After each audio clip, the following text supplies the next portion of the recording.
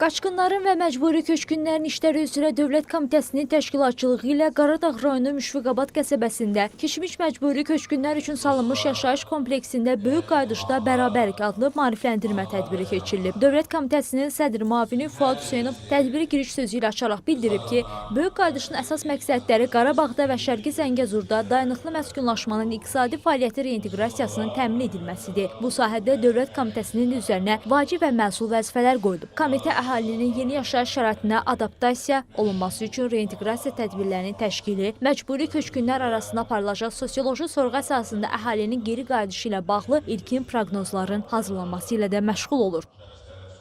Böyük Qayıdış dövlət proqramının yerli və xarici kütləvi informasiya vasitələrinə işıqlandırılması, Böyük Qayıdışın səmərəliliyini artırmaq məqsədi ilə xüsusi qaynar xətt xidmətinin yaradılması və müxtəlif dövlət qulluqçularının təlim proqramlarına cəlb olunması və nəhayət dayanıqlı icmaların yaradılması məqsədi ilə işğaldan azad edilmiş ərazilərimizə reinteqrasiya tədbirlərinin aparılmasıdır. Tədbirdə çıxış edən Anamanın maarifləndirmə və zərər çəkənlərlə iş şöbəsinin müdiri Ramil Əzizov işğaldan azad edilmiş ərazilərdə icra edilən geniş miqyaslı humanitar mina təmizləmə fəaliyyəti barədə ətraflı məlumat verib. O, doğma yurda qayıdan əhalinin partlayıcı sursatların təhlükəsi ilə bağlı maarifləndirilməsi istiqamətində zəruri tədbirlərin həyata keçirildiyini bildirib. İlk öncə iri şəhərlər, kəndlər, qəsəbələr, sosial infrastruktur sahələrinin əraziləri təmizlənməsi istiqamətinə tədbirlər həyata keçirilir. Aparılan təmizləmə əməliyyatları nəticəsində 206 min hektardan çox ərazi mina və partlamış hərbi sursatlardan təmizlənmişdir.